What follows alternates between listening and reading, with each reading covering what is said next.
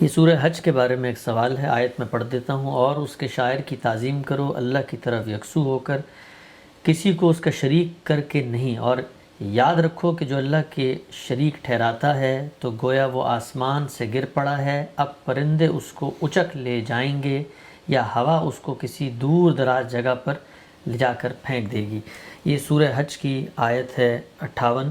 تو اس کے بارے میں یہ جو اس میں مثال پیش کی گئی ہے، بہت سارے ہم دیکھتے ہیں مستشرقین کہتے ہیں کہ یہ بالکل ایک بے معنی سی مثال ہے کہ جو شرک کرتا ہے گویا آسمان سے گر پڑا، پرندے اچک کے لے جائیں گے۔ تو یہ اس مثال کی لینگوسٹک ریلیونس کیا ہے؟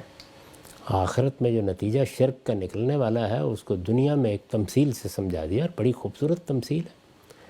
یعنی آپ جب دنیا میں توحید کو اختیار کرتے ہیں تو آپ خدا کے سہارے پر کھڑے ہیں، آپ کے لیے دنیا میں بھی خیر ہے، اس کا آخرت میں غیر معمولی نتیجہ نکلنے والا ہے، یعنی اللہ کی مغفرت، اس کی رحمت، جس میں آپ وہاں پر وقار کے ساتھ کھڑے ہوں گے۔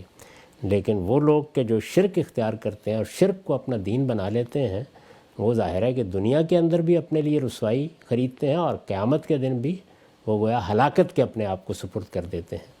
تو ایک آدمی اگر آسمان سے گر پڑے تو ظاہر ہے کہ کیا ہوگا، ہڈی پسلی ایک ہو جائے گی نا۔ یہ تو آپ ایک بڑی عمارت کے ساتھ گرا دیں تب بھی یہی ہوتا ہے، تو اس کے بعد بے بسی سے زمین پر پڑا ہوگا۔ اب اس کا انجام کیا ہے؟ یہی کہ اگر ہواؤں نے اٹھا لیا ہے اور آندھیوں نے اٹھا لیا ہے تو کبھی اس درخت سے ٹکرا رہا ہے، کبھی اس سے ٹکرا رہا ہے۔ یعنی اس کی سرگردانی، اس کی حیرانی، اس کی بے بسی، اس کی ہلاکت بہت خوبصورت تمثیل میں اس کو سمجھایا ہے۔ اور یا پرندے ہیں کہ سر کے اوپر بیٹھے ہوئے ہیں اور گوشت کھا رہے ہیں اس کا نوچ نوچ کے۔ تو اس طرح گویا جو انسان کے ساتھ شرک نتیجہ نکالنے والا ہے قیامت میں، اس کو دنیا میں ممثل کر کے دکھایا ہے۔